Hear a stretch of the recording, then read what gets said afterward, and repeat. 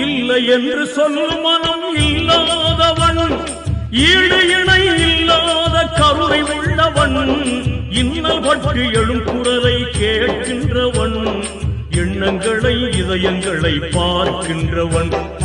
இறைவனிடம் கையேந்துங்கள், அவன் இல்லை என்று சொல்லுவதில்லை.